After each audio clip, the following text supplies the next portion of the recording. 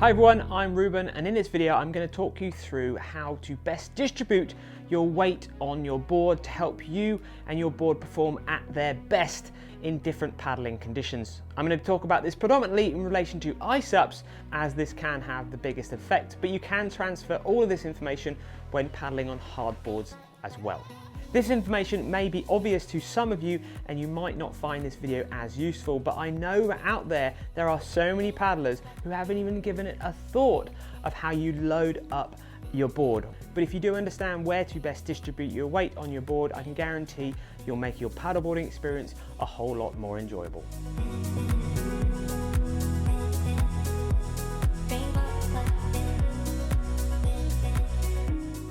Hey guys, if you haven't subscribed to our YouTube channel yet, please give it a subscription. There's loads of SUP and foil videos that go on there weekly. As always, give any of the videos you like a like. It really makes a difference to how good we feel inside.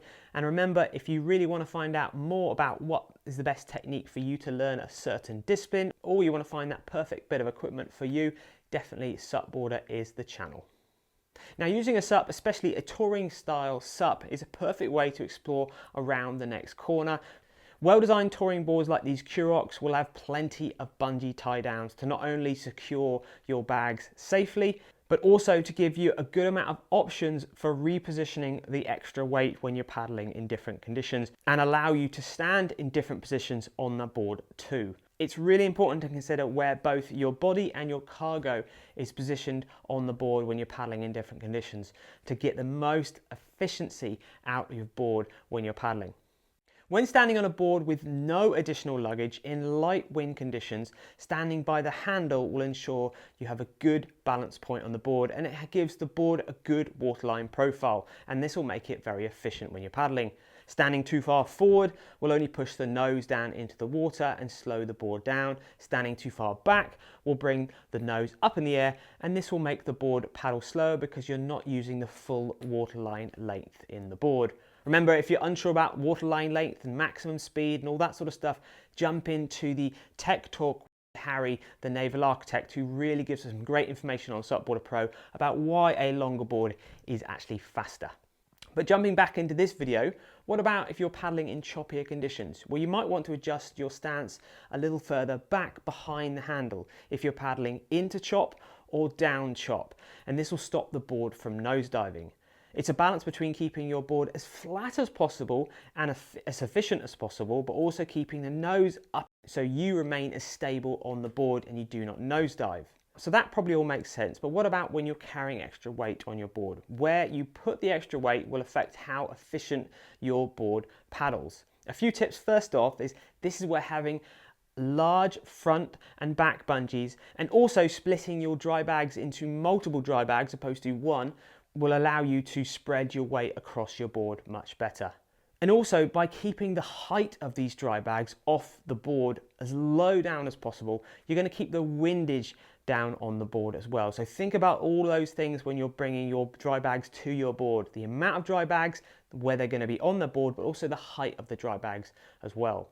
For most average touring paddle conditions, having your bags in the front and behind you is a good move, but also having them quite close to you near the middle of the board is a good move. This will keep the overall weight central over the board, and it will be pretty effective in most conditions. But also having your back bag set up like this means if you do want to do a step back turn, and you can turn your board quicker off of the tail. The negative to paddling like this with having more of the weight near the center of the board is it's okay for a good quality SUP for mid-weight riders, but heavier paddlers on definitely more flexible boards will struggle because they will make the board bend really inefficiently in the middle of the board. So then by them spreading the weight a little bit further to the front and the back of the board, that will be better for them to have a more efficient board. So that's average paddling conditions, but what about if you're moving into doing longer upwind paddles? You're going to be hitting more chop on the nose of the board.